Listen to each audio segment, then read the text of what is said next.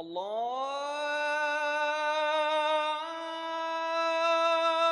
Akbar, Allahu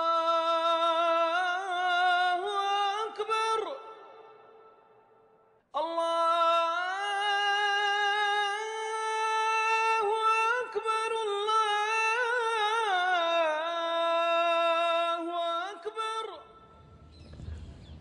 It is well known that the most famous Islamic monument of the world, the Taj Mahal, is in India.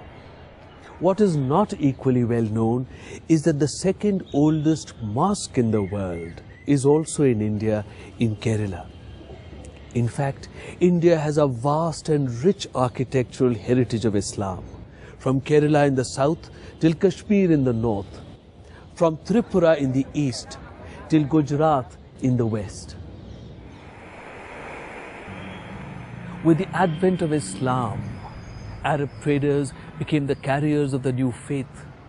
Behind me here, you see the first mosque which was made in India. It was made in Kodungallur by Raja Cheruman Perumal. It was made in 629 AD, within the lifetime of the Prophet. Kayalpatnam is an ancient town on the mouth of the Tamiraperani River. It is about 1 kilometer from its mouth. The Kodalkarai Mosque was built here by Arab traders as early as Hijri 12 or 633 AD.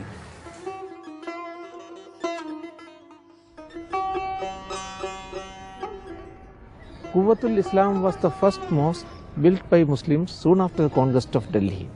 This mosque was built in 1193, and here every inch of the Maksura is beautifully carved. There are number of Quranic verses also very beautifully written on this one, as if it has been written on wax.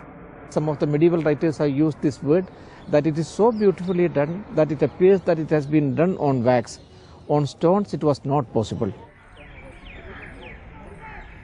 The most impressive monument in the Qutub complex is the Qutub Minar itself. It was made in the early 13th century by Qutubuddin Aibak, Sultan of Delhi. It is one of the world's tallest minarets and is 72.5 meters high.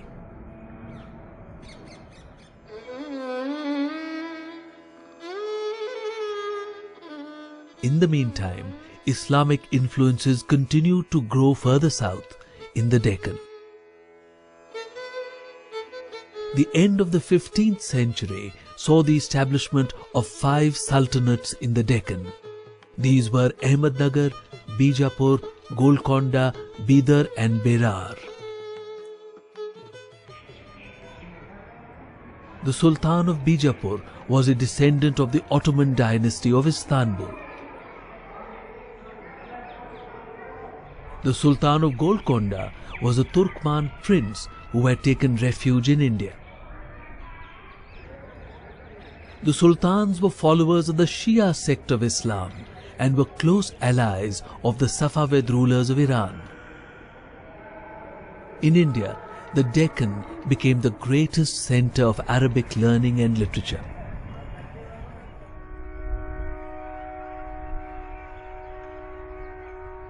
The Gol Gumbaz in Bijapur is the tomb of Sultan Muhammad Adil Shah, the successor of Sultan Ibrahim Adil Shah II.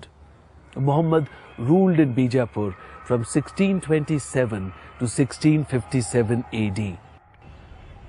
This is the largest dome ever to be built in the Islamic world. It measures 37.92 meters on the inside. We have, in fact, one very remarkable example of an architectural transplant from Central Asia. This is the great madrasa of Mahmud Gawan from the 1480s in Bidar. Now, if you would take a photograph of this and put a label and saying madrasa in Uzbekistan or part of eastern Iran, it will be very hard to tell the difference. 1526 was a year which changed the political map of India. It was the year of the advent of Babur, who founded the great Mughal dynasty. The dynasty founded by Babur became one of the greatest the world had seen. They ruled a vast empire whose fame spread throughout the world.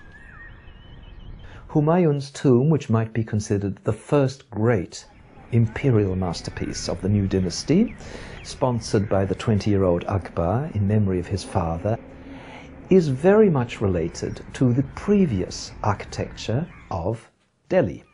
Then we look at the design of the tomb itself, with these earlier systems, which were already well entrenched in India, like the little domed chhatris, the different coloured stonework, and we place all of those around a central dome, which is in white marble, an Indian material, not a Middle Eastern material, but the dome is bulbous. It has this sort of shape, and it's a double dome. And it's something which was brought into India from the Timurid tradition of Uzbekistan.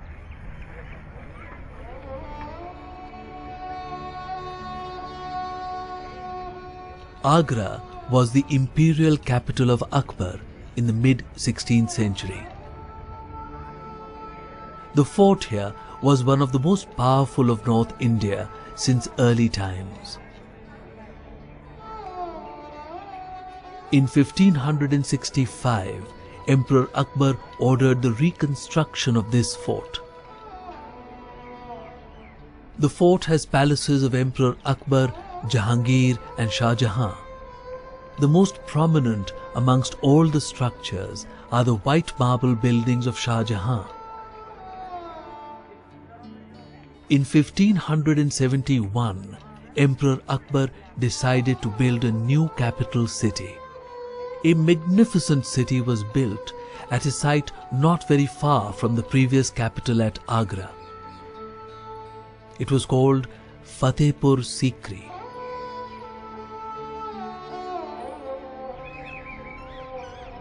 Fatehpur Sikri is one of the best ordered and symmetrically laid out cities of the entire medieval world.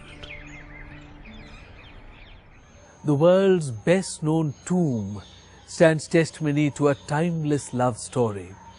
The Taj Mahal was built in 1648 by the Mughal Emperor Shah Jahan in memory of his beloved wife Arjumand Banu Begum, known to the world as Mumtaz Mahal.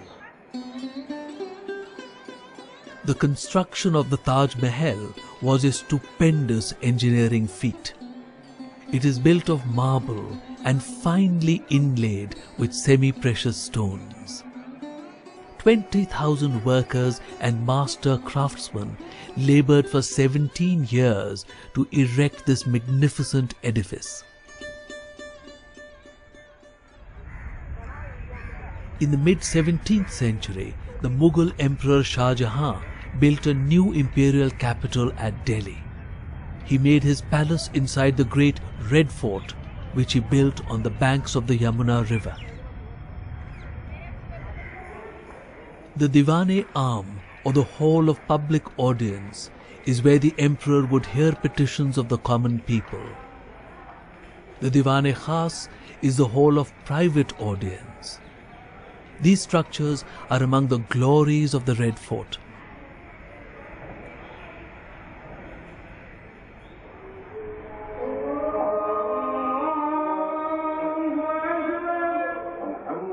India has a vast living heritage of Islamic architecture.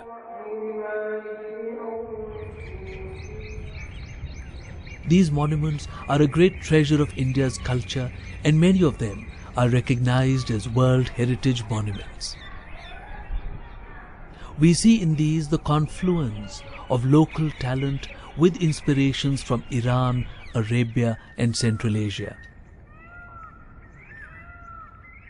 These mosques, tombs, madrassas, palaces and fortresses are a beautiful and unique treasure of the heritage of Islamic architecture.